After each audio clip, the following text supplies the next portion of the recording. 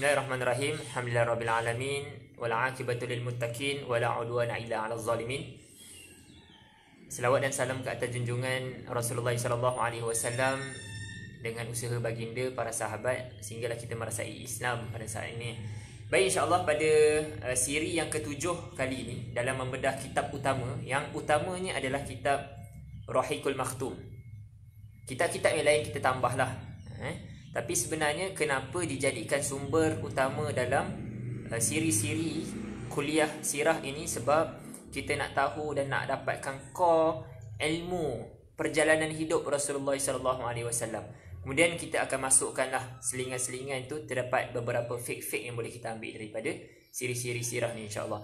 Pada siri yang ke-6 kita telah ceritakan tentang peristiwa Gua Hira Rasulullah sallallahu alaihi wasallam menjadi nabi. Itu peristiwa Gua Hira yang pertama.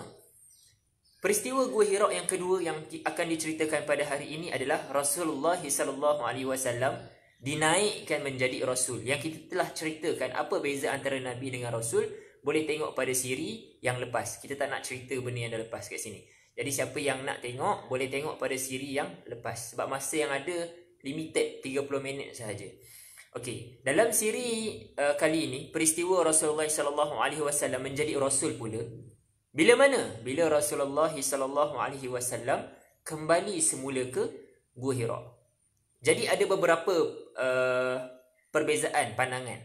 Kalau kata Ibn Sa'ad dengan Ibn Abbas, dia kata jarak antara wahyu pertama menjadi nabi dengan wahyu yang kedua menjadi rasul, jaraknya adalah 10 hari. Kenapa kena ada tempoh i'tiqaf? I'tiqaf ni maksudnya adalah perhentian seketika. Kalau kata Ibn Hajar Al-Asqalani, dia kata apa? Takut Rasulullah itu telah berubah menjadi rindu. Kerana apa Allah menangguhkan tempoh ni? Sebab dia nak timbulkan, Allah nak timbulkan perasaan yang berubah. Sebab itu takut yang sebenar hanya untuk Allah. Rindu adalah pertemuan dengan Allah. Jadi sisi yang sangat cantik lah. Kalau ada orang yang satu masa nanti ada ikhwah kita yang ambil bidang sains sosial, pakar menjadi rujuk dan bidang psikologi, ada doktor, boleh buat kajian ni lah. Penemuan-penemuan sifat berubah di dalam sirah. Bolehlah tu cocok-cocok untuk nak jadi bidang doktor kan. Okey. Sebab apa bukti? Kalau kata Ibn Hajar Al-Asqalani, apa bukti yang Rasulullah sallallahu alaihi wasallam ni rindu? Dah tak takut. Sebab bukti dia Rasulullah datang semula ke Gua Hira. Kalau takut tak akan datang. Tapi sebab Rasulullah rindu, maka Rasulullah datang. Nampak kat situ kan? Kesan-kesan kalau kita belajar sirah, kita akan nampak sisi-sisi yang sangat bagus ni sebenarnya. Kalau kata riwayat Bukhari, Rasulullah sallallahu alaihi wasallam ada peristiwa menyebutkan Rasulullah sallallahu alaihi wasallam nak terjun ke bukit. Namun Imam Zuhri dia canggah hadis ni. Canggahan dia ada dua pendapat lah. Satu, hadis ni tak logik. Kedua, boleh jadi peristiwa ni adalah peristiwa yang nanti ketika surah Ad-Duha nanti dia akan ceritakan. So dia tidak bercanggah lah dengan pandangan riwayat Bukhari yang mungkin terpakai tapi waktu surah Ad-Duha nanti yang kita akan masuk kalau ada rezeki nantilah, insya-Allah.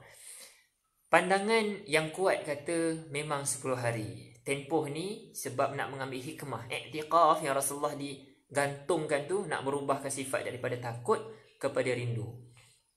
Kemudian kalau kita boleh mengambil dari sudut fake dakwah, fake tarbiyah, kenapakah perlu ada tempoh? Jadi soalan anak, kalau ada ikhwah meminta, akhi boleh tak bagi masa tempoh untuk anak? Anak ada masalah, bagi tempoh. Boleh bagi tempoh seperti mana yang berlaku dalam peristiwa Gua Hira ni. Tetapi tempohnya macam mana? Dalam tempoh ni perlu dilakukan seperti mana Khadijah lakukan, seperti mana Waraqah lakukan. Apa yang Khadijah lakukan kepada Rasulullah dalam tempoh nak bagi tempoh ni? Iaitu apa? Khadijah dia bagi motivasi, Khadijah dia bagi semangat. Suasana persekitaran dia membina dia untuk nak kembali kepada ta'abbudi, kepada pengibadatan, kepada taat. Jadi sepatutnya kalau ada orang meminta untuk nak bagi tempoh, kena bagi tempoh, dalam tempoh tu dia berlaku ketaatan kepada Allah. Mutabaah dia kena jaga. Akhi, anak boleh bagi tempoh ke anda, tapi anda kena ingat hubungan anda dengan Allah. Yang penting anda jangan cuaikan tujuan hidup ni. Jadi suasana-suasana ni dia akan mendorong seperti mana yang berlaku kepada Rasulullah. Ada tempoh 10 hari ni, tapi dalam tempoh ni berlaku ketaatan. Maka dia tidak biarkan. Sebab tu kita tengok ada orang yang diberi tempoh hilang. Sebab dia memang hilang daripada Allah, maka dia akan hilang daripada manusia. Manusia ni siapa? Dia akan hilang daripada ikhwah, lari daripada ikhwah.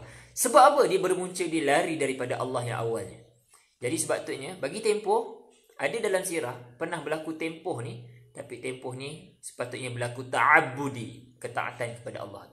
Jadi insya-Allah itulah ibrah yang boleh kita ambil sekembalinya antara Rasulullah daripada pergi ke Gua Hira, kemudian datang semula ke Gua Hira dalam tempoh 10 hari.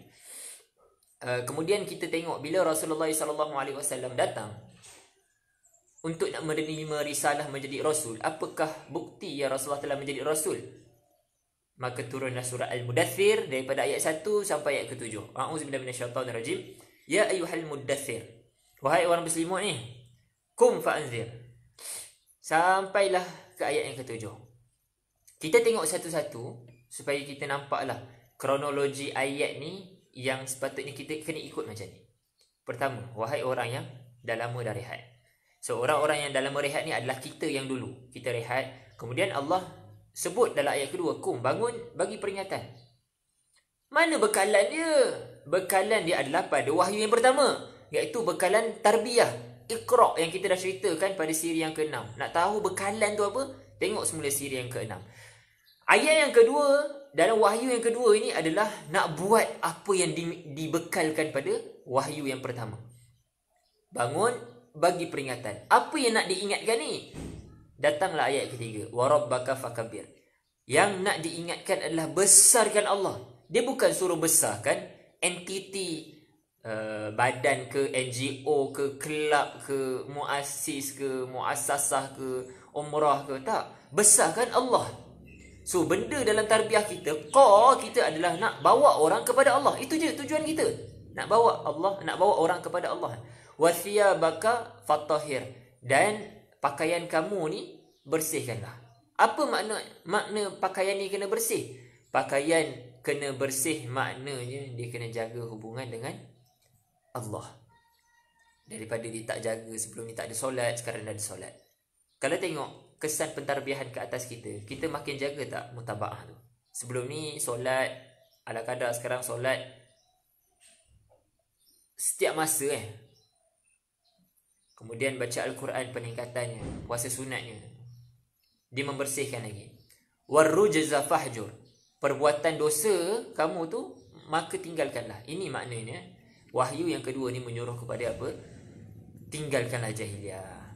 So benda-benda ni mesej yang Allah telah sampaikan kepada Rasulullah, sama juga Allah telah sampaikan kepada kita. So kita kena tinggalkanlah jahiliah. Bila kita faham sahaja wahyu yang kedua ni. Wala tamnun tastakthir. Dan jangan kamu meminta balasan. Maknanya apa? Kalau kita buat dakwah, kita tidak meminta daripada orang. Ana dah buat dah macam-macam kat dia, dia tak ada terima kasih pun. Ana dah buat kat dia pun, dia lari daripada tarbiyah ni sampai hati. Dia tak ingat kena budi ana. Sebab tu kena ingat balik kita buat ni sebab siapa. Kalau kita memang terasa hati, sebenarnya kita bawa dia kepada diri kita. Ataupun kita bawa dia kepada persatuan kita. Kita nak terasa hati, bukan ini tempatnya. Nak terasa hati adalah di luar daripada Islam. Kita terasa hati bila mana dia tidak ikut Islam. Benda tu kena. Wala tamnun tastaksir. Kita tidak meminta terima kasih daripada dia. Dan last sekali, wali rabbika fasbir. Dan kerana Tuhan kita ni kan, maka sabarlah. Dalam wahyu yang pertama ni, dalam wahyu yang kedua, Allah kata apa kepada kita? Sebenarnya orang yang buat dakwah ni, Allah sedang tarbiyah sabar dia. So kita buat semua benda ni sebenarnya adalah Allah nak bina kita ni makin sabar. Siapa yang boleh buat dakwah kat dinding? Buat dakwah kat dinding tak terbina sabar. Oi dinding, tegak sikit. Dia macam tu lah, seketul macam tu kan. Tapi kalau kita buat dekat manusia, teruji kan kita. Sebenarnya Allah nak bina sabar kita. Sebab tu ada hadis dalam Riyadhus Salihin kan, dia cerita tentang orang yang beribadah siang dan malam tu kan. dengan orang yang bersabar dengan karenah manusia, mana yang lebih mulia adalah bersabar dengan manusia kan. Walaupun dia bangun siang dan malam kan, maknanya susah kot nak bangun sepanjang malam dan sepanjang siang. Baik, seterusnya kita tengok bila Rasulullah SAW telah menerima wahyu yang kedua, apa yang Rasulullah SAW buat selepas daripada itu. Maka Rasulullah SAW keluar sahaja daripada Gua Hira. Ingat Gua Hira. Ingat hai. Hai. Gua Hira ni tempat yang Rasulullah hai dapat ketinggian, dapat kemuliaan, dapat nak membezakan dengan Gua Sur lah. Hira ni akhirnya Rasulullah dapat wahyu, tempat yang tinggi. Rasulullah dapat benda yang besar, benda yang tinggi. Gua Sur nanti yang kita akan cerita ketika Rasulullah SAW nak berhijrah nanti. Jadi di awal-awal bila Rasulullah SAW pulang saja ke Mekah, apa yang Rasulullah lakukan? Okey, di sinilah mereka berbincang tentang fake. Kat sini kita boleh ambil fake lah, fake dakwah. Yang anak akan terangkan dalam kitab Ibn Hisham dengan Rahiqul Makhtum, orang-orang yang ditarik oleh Abu Bakar ni. Okey, awal-awal bila Rasulullah SAW turun sahaja daripada Gua Hira ni, Gua Hira, 4 orang yang didakwahi. Siapa yang pertama? Khadijah. Khadijah ni dia dakwah selepas tu kepada semua perempuan, wanita-wanita. Kedua, Ali bin Abi Talib. Ali ketika itu umur 9 tahun. Yang kita akan tengok macam mana Ali ditarik oleh Rasulullah SAW dalam buku Rahiqul Makhtum. Keempat adalah Zaid bin Harithah. Zaid bin Harithah ni dia adalah hamba. Cuma selepas tu dia jadi anak angkat. Kemudian selepas tu dia jadi anak. Kemudian selepas tu dia jadi anak angkat semula. Kemudian dia jadi apa dengan Rasulullah? Dia jadi nantikan sekarang Ana nak cerita tentang Zaid bin Harithah. Sebelum ni Ana pernah sebut daripada siri yang sebelum ni. Pernah ingat lagi tak nama Ummu Aiman? Ummu Aiman ni adalah Rasulullah SAW ketika mana balik daripada Madinah nak balik ke Mekah bersama dengan ibunya Aminah kan. So bila Aminah balik dengan Rasulullah, dalam perjalanan tu Aminah meninggal. Kan ingat lagi kan? Aminah meninggal ketika itu umur Rasulullah 6 tahun. Umur Rasulullah 6 tahun ni balik ke Mekah seorang-seorang, logik ke? Jawapannya tidak logik. Sebenarnya bila berdua-duaan ni ada yang ketiga. Bila berdua-dua ni ada yang ketiga. Siapakah yang ketiga ni? Ketiga itu adalah hamba kepada Aminah ketika itu. Namanya adalah Ummu Aiman. Ni nak bongkar rahsia ni. Siapa nama Ummu Aiman ni? Sebab itu bila bergerak 2 orang ni kena ada 3 ni, yang ketiga ni bantu ni. Ummu Aiman ni nama sebenar dia adalah Barqah Al-Habasiyah. Dia telah berkahwin dengan Zaid bin Harithah. Anak kepada Zaid bin Harithah bernama Usamah bin Zaid bin Harithah. Jadi orang-orang yang orang sebut Usamah bin Zaid, orang yang hebat ni, dia ada hubungan dengan pertalian macam itulah dengan Rasulullah SAW. Dia ada anak angkat namanya Zaid, lepas tu Zaid dia kahwin dengan Ummu Aiman. Ummu Aiman ni ada hubungan dengan dia adalah hamba kepada Aminah dulu. So nak ceritanya dia sekitar Rasulullah SAW. Macam mana boleh kahwin? Sebab itulah dalam tarbiyah kita ada Baitul Muslim yang telah yang telah dirancanakan. Sebab nak penerusan dakwah ini perlu dilihat oleh mata-mata murabbi ni kan. Seperti mana Rasulullah SAW sebagai murabbi melihat apakah yang terbaik untuk dakwah kepada Zaid ni, maka dikahwinkan dengan Ummu Aiman. Usia Ummu Aiman ni waktu Rasulullah SAW meninggalnya ibu dia Aminah ni, agak-agak Ummu Aiman berapa tahun? Ummu Aiman ni lebih tua daripada Rasulullah. Zaid ni umurnya berapa tahun? Zaid ni adalah hamba kepada Rasulullah dulu. So umurnya jarak. Akhirnya mereka berkahwin. Sebab tu usia ni dalam tarbiyah ni berlaku pun peristiwa orang muda kahwin dengan orang tua. Orang kata tak dapat zuriat. Dapat zuriat. Ummu Aiman ada anak bernama Usamah. Dan Usamah ni kualiti dia, Masya Allah kan? Sebab itulah kita bukan nak melihat kepada usia tua dan muda dalam perkahwinan. Tidak. Kita nak anak yang lahir itu dia menjadi zuriat penyambungan kepada dakwah. Okay, itulah sikit tentang Baitul Muslim. Tiba-tiba tu masuk macam terbagi hint kat siapa-siapa lah Okay, baik, insya-Allah kita sambung dakwah Rasulullah SAW kepada orang yang keempat. Yang keempat ni siapa? Tadi Zaid, panjang kat Zaid tu sebenarnya ada mesej lah tu Yang keempat ni adalah Abu Bakar As-Siddiq radhiyallahu anhu ajma'in. Jadi Abu Bakar ini seorang bangsawan dan dia ada hubungan rapat dengan Rasulullah SAW. Selepas ni anak akan ceritakan Abu Bakar ni disebabkan dia ada logam, dia ada kekuatan dia telah menarik orang-orang yang bangsawan juga dengan cara yang sangat unik. Unik ni anak akan ceritakan lepas ni lah. Okey, insya-Allah. Bila Rasulullah SAW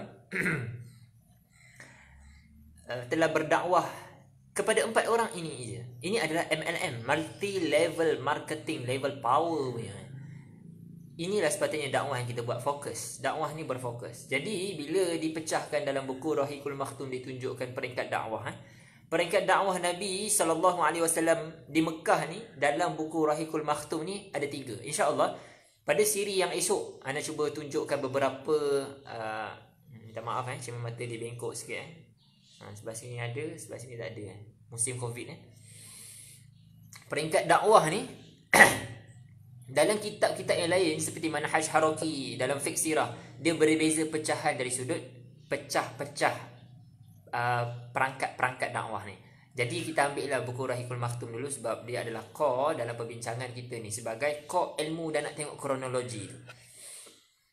3 dia pecahkan. Pertama adalah secara rahsia. Kedua, keterbukaan pada penduduk Mekah. Ketiga, Rasulullah memerintahkan agar dakwah itu perlu keluar daripada kota Mekah. Kita pergi dulu dekat secara rahsia. Bila dakwah yang pertama ni secara rahsia ni, Rasulullah telah fokus kepada 4 orang dulu. Dakwah secara rahsia yang memang selektif. Untuk apa? Untuk fokus. Tidak dilakukan secara terbuka. Dia memang kena fokus. Kenapa dia target orang-orang tertentu? Misalnya Abu Bakar. Abu Bakar ni orang yang paling tahu nasab keturunan Quraisy. Dia tengok. Okey, ni ada hubungan dengan Abu Jahal, jangan lu, nanti bocor. Ni ada hubungan dengan Abu Lahab, jangan, nanti bocor. Ni ada hubungan dengan Abu Talib. Okey, dia ni boleh sebab Abu Talib dia baik dengan kita. Yang buat kajian-kajian tu siapa? Abu Bakar As-Siddiq. Sebab itu kena ada seorang yang pakar dalam bidang sirah, satu masa nanti sambunglah PhD, dia boleh buat kajian tentang Abu Bakar saja. Dia menganalisa siapa dan kenapa orang tu dimasuk lambat, terutamanya di fasa Fathul Mekah. Ada orang-orang dimasuk lambat. Sebenarnya target juga tapi ditangguhkan. Yang tangguhkan tu adalah analisa daripada Abu Bakar. Nantikan kepada orang yang akan buat kajian tentang benda ni nantilah. InsyaAllah yang bukan sekarang Sekarang kita nak meramaikan orang sama sampai PhD dulu pun mencabar betul. Okey. Macam bagi hint lagi Macam seterusnya berkata kepada Ibn Ishaq. Okey, ini Ibn Ishaq. Dia sebut tentang watak-watak Abu Bakar As-Siddiq kan. Dia ceritakan watak Abu Bakar ni adalah orang yang disayangi oleh kaumnya. Ilmu yang ada pada Abu Bakar ni sangat luas. Part nasab keturunan dia teruk sangat. Teruk apa? Memang tahu teruk lah. Sekarang ni bahasa WeChat Pekerjaan dia ni orang nampak status sosialnya memang hebat lah. Tokoh-tokoh sangat respect pada dia. Kena faham secara keturunan Abu Bakar ni sebenarnya keturunan yang paling lemah sebenarnya. Tapi dia ada kekuatan-kekuatan menyebabkan dia jadi kuat. Selain 4 orang yang awal ni, siapa lagi yang selepas tu masuk Islam? Awal juga antaranya adalah 6 orang yang telah didakwahkan. Kita tengok Abu Bakar dia telah berdakwah kepada 6 orang daripada 10 orang dijamin syurga. Antaranya Osman, ketika itu umur Osman 34 tahun. Zubair Al-Awwam umur 15 tahun. Sa'ad bin Abi Waqqas umur 22 tahun. Talhah bin Ubaidillah umur 15 tahun. Abdul Rahman umur 32 tahun. Abu Ubaidah Al-Jarrah umur 24 tahun. Analisa awal. Abu Bakar umur berapa tahun? Abu Bakar 3 tahun lebih muda daripada Rasulullah. Kalau Rasulullah usia 40 tahun, umur Abu Bakar adalah 37 tahun. Jadi umur 37 tahun Abu Bakar ni, Abu Bakar dia berdakwah kepada semua yang lebih muda kepada dia. Boleh bagi chance lah. Sebab apa? Sebab itulah dalam dakwah kita awal-awal bila kita masuk je tarbiyah nak buat dakwah, sebab kita masih baru, seperti mana Abu Bakar ni masih baru, maka targetlah dakwah di usia muda daripada kita. Seperti mana yang dilakukan oleh Abu Bakar As-Siddiq. Soalannya Abu Bakar selepas tu dia membina istiab yang tinggi, dia berdakwah lebih tinggi daripada usia dia. Nanti kita akan tengoklah pada siri-siri yang selepas ni. Tapi nak ceritanya Rasulullah SAW telah tunjukkan kedua. Kita nak ikut kedua siapa? Abu Bakar ke Rasulullah? Rasulullah dia berdakwah kepada Abu Talib, berdakwah kepada Abu Jahal, Abu Lahab. Ni nak argue balik lah kepada orang kata kita tengok ni Abu Bakar ni kan, dia dakwah kepada orang yang lebih muda daripada dia. Soalannya kita nak ambil kedua hasanah Abu Bakar ke? Ataupun Rasulullah SAW. Adapun begitu kita mengambil lah juga, bagi can lah. Kalau awal-awal ikut tarbiyah boleh untuk nak tarik orang lebih muda daripada kita kan. Kemudian kita boleh tengok selepas tu siri-siri yang orang-orang yang selepas tu masuk Islam. Di awal-awal ini juga, kalau kata Ibn Hisham dalam kitab ni dia kata apa? Total di peringkat awal secara dakwah sir ni 40 orang yang masuk Islam. Antaranya Abu Salamah Al-Arqam, Osman bin Maz'un, Qudamah bin Abdullah, Ubaidah Al-Haris, Sa'id bin Zaid, Fatimah, Khabbab, Al-Arad, Abdullah bin Mas'ud. Ni antara orang-orang yang nama-namanya awal yang masuk Islam. Kita analisa sikit. Berapa orangkah daripada 40 orang ni kaum-kaum yang masuk? Sebab itu kaum ini bukanlah targeted yang awal-awal. Tapi nak ceritanya yang akhirnya masuk dakwah ini awal-awal adalah 16 kaum yang berbeza masuk Islam. 16 kaum yang berbeza masuk Islam. Dan kalau orang kata betul ke yang masuk awal-awal ni adalah bangsawan saja, orang-orang kaya ni, orang-orang lemah seperti mana orang-orang hamba ni masuk lambat. Kita bidas kepada orang-orang yang cakap macam ni. Kita ambil pandangan daripada Amr Khalid dalam kitabnya Sirah Nabawiyah fi Zilal Nawawiyah. Dia kata apa? Bangsawan yang masuk Islam ni ada berapa orang? 34 orang. Yang miskin ada berapa orang? Yang hamba dan miskin ni 16 orang. Nak ceritanya setengah kot, 34 dengan 16. Nisbahnya 1 dengan 2. Nak ceritanya dia seakan-akan besar jugalah kuantitinya. Jadi tak boleh kita nak target asyik orang-orang yang lemah sahaja kan. Tapi kita kena target orang-orang yang juga ada kemampuan yang besar. Dan kita tidak boleh mengambil orang-orang yang sekadar abid saja. Tapi kita kena ambil seperti mana Abu Bakar dia target juga kepada orang-orang bangsawan. Hamba-hamba yang awal-awal masuk Islam tu antaranya Bilal, kita maklum, Ammar bin Yasir, kemudian Suhail, Miqdad. Baik, sekarang kita tengok pula siri-siri pengalaman yang Abu Bakar As-Siddiq membina. Dia tarik, dia tak cerita tentang pembinaan, sebab pembinaan ni adalah di bawah Rasulullah SAW. Laso yang dibuat oleh Abu Bakar As-Siddiq radhiyallahu anhu ajma'in. Pertama, kita ceritakan tentang Abdul Rahman bin Auf.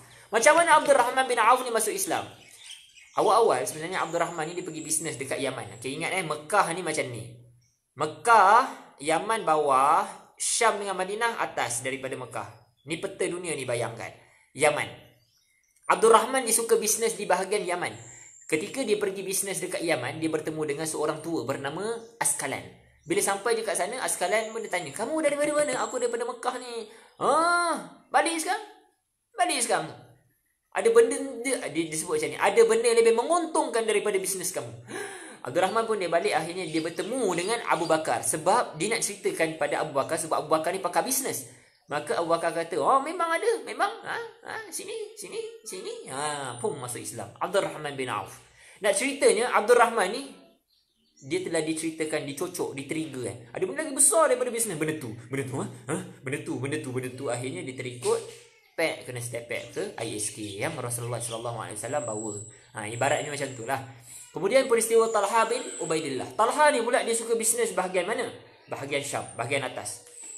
Daripada Mekah. So bila dia sampai ke bahagian atas, dia terjumpa dengan seorang rahib Kristian. Rahib tu dia kata apa? Balik sekarang. Bisnes. Study. Sampai ke Singapura, bisnes cari. Balik sekarang. Balik tu untuk nak buat apa? Sebab dia cerita macam ni. Aku telah mendengar khabar dalam kalangan orang-orang ahli kitab bahawa Rasulullah sedang muncul di Mekah. Pergilah balik sekarang. So nak ceritanya Talha bin Ubaidillah ni pun dia balik. Talha umur berapa tahun? 15 tahun. Dia balik sampai sahaja ke rumah di bahagian Mekah, dia bertemu dengan Abu Bakar je. Abu Bakar betul ada seorang yang disebutkan itu. Seorang tu sebenarnya jom. Kemudian apa lagi yang berlaku? Sa'ad bin Abi Waqqas. Sa'ad ni pula dia memang kawan dengan Abu Bakar As-Siddiq. Dia memang kawan. Satu masa tu dia tergerak hati nak jumpa dengan Abu Bakar. Abu Bakar ni pula alang dah kawan kan. Takkan kawan je kan. Mati aku dekat akhirat kena syahadatul haq ni. Kemudian Abu Bakar pun dia ceritalah kepada Sa'ad bin Abi Waqqas. Sehingga Sa'ad bin Abi Waqqas yang asalnya tergerak pun ikut tarbiyah lepas tu. Nak ceritanya sampai bila kita asyik berkawan je dengan roommate tapi tak cerita apa-apa. Berapa tepek dah kena. Tapi nak ceritanya Abu Bakar dia tidak membazirkan masa, mensia-siakan waktu. Dia terus cerita kepada Sa'ad bin Abi Waqqas. Memang kau dah tergerak dah ni. Jom aku gerakkan kau. Kemudian kisah Osman bin Affan. Osman bin Affan pula masuk Islam ni sebenarnya jalan cerita dia berminat dengan anak Rasulullah SAW bernama Ruqayyah. Yang selepas tu Ruqayyah dikahwin dengan Utbah bin Abu Lahab. Kemudian cerai, kemudian akhirnya berkahwin semula dengan Osman. Tapi nak ceritanya tahanlah kepada orang yang memang ada perasaan. Jangan takut-takut jumpa dengan murabi akan bantu. Seperti mana Osman bin Affan dia mendengar gosip-gosip seperti mana yang berlaku kisah lah. Ni kisah tu panjang tapi berlaku tentang Su'dah, seorang makcik yang bergosip. Akhirnya Osman tak tahan, dia pergi jumpa dengan Abu Bakar As-Siddiq. Lepas tu dia mendengar kisah Abu Bakar. Abu Bakar kata macam ni kat dia, "Wai haka, celaka kamu Kamu ni dah lah orang bijak, fikir sikit." Ketika itu Osman ni dia menyembah lah, menyembah berhala. Dia kata orang lain ni menyembah batu yang pekat dengan buta, dengan tuli. Langsung tak datangkan mudarat. Langsung tak datangkan mudarat dan juga manfaat. Menyebabkan Osman bin Affan, betul juga dia berfikir benda tu. Dia asyik cerita tentang berlaku gosip tu, dia tertrigger lah. Tapi bila bertemu dengan Abu Bakar bawa benda yang besar.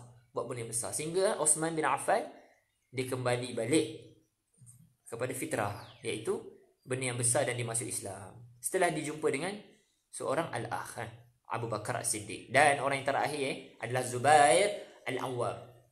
Zubair ni adalah anak saudara Khadijah. Dalam pada waktu yang sama dia adalah sepupu dengan Rasulullah SAW lah kan. Zubair Al-Awwam ni, dia ni masuk Islam waktu kecil, umur 15 tahun ni kita ceritakan tadi kan. Dia ada anak yang selepas tu jadi hebat. Siapa nama anaknya? Abdullah ibn Rawahah. Ingat nama Abdullah ibn Rawahah. Abdullah ibn Rawahah kan anak dia? Abdullah. Dia ada anak dua orang, Abdullah dan Urwah. Tapi nak ceritanya, dia ada selepas tu ada hubungan-hubungan sikit lah dengan Sufyan As-Sawri, Imam Malik. Tapi nak ceritanya, Zubair Al-Awwam juga masuk Islam di tangan Abu Bakar As-Siddiq radhiyallahu anhu ajma'in. So Zubair Al-Awwam, betul, Zubair Al-Awwam dia ada anak Abdullah ibn Rawahah yang hebat tu. So insya-Allah ana tutup dengan nak ceritanya, selain daripada dakwah sini, mana ibadah, mana tarbiyah ada. Berkata seorang ulama namanya Muqatil bin Sulaiman, ketika fasa ini dah solat 2 rakaat pagi dan 2 rakaat malam. Dalil dia surah Al-Mu'minun ayat ke-55. Ibn Hajar Al-Asqalani dia syarahkan lagi tentang ayat ni. Mereka solat di lorong-lorong. Siapa mereka dia? Solat adalah Rasulullah dengan para sahabat yang masuk Islam. So peristiwa ni menunjukkan kepada kita sebenarnya, sehingga kat Ibn Hisham dia tambah dalam buku kitab dia kata apa? Sehingga seorang bernama Abu Talib ni dia nampak dia orang ni solat dekat lorong-lorong, dia panggil Ali. Ali, kamu buat apa tu? Kemudian Ali pun cerita. Kemudian Abu Talib pun disebut istiqamah lah dengan. Nak ceritanya 2 perkara besar yang telah dibuat di fasa sir, iaitu apa? Dakwah dan solat. Dakwah dan solat. Bukan sekadar solat je, dan bukan sekadar dakwah je, dua-dua. Sebab tu kita kena jaga dakwah dan tarbiyah diri kita. Wallahu a'lam bisawab. Itu sahaja untuk hari ini. Dan kita akan tengok pada hari esok bagaimana selepas itu turunnya dakwah supaya buat secara terbuka yang turun dalam surah Asy-Syu'ara ayat 214 kan. Wa anzir ashiratakal aqrabin. Kita akan mengambil beberapa pandangan untuk nak melihat syarah ayat tu. Berlaku ketika itu adalah peristiwa ayat tu turun suasananya Nabi Musa dan Firaun. Nak ceritanya Rasulullah sedang dimindsetkan oleh Allah, kamu akan menghadapi situasi yang sama seperti mana Musa berhadapan dengan Firaun, kamu akan berhadapan dengan, nantikan pada hari esok. Wallahu a'lam bishawab. Mudah-mudahan Allah bagi kita kekuatan untuk nak terus belajar dan kefahaman terhadap agama ni, dan juga membawa risalah, menjadi pendokong-pendokong yang membawa risalah ini. Wallahu a'lam bishawab. Assalamualaikum warahmatullahi wabarakatuh.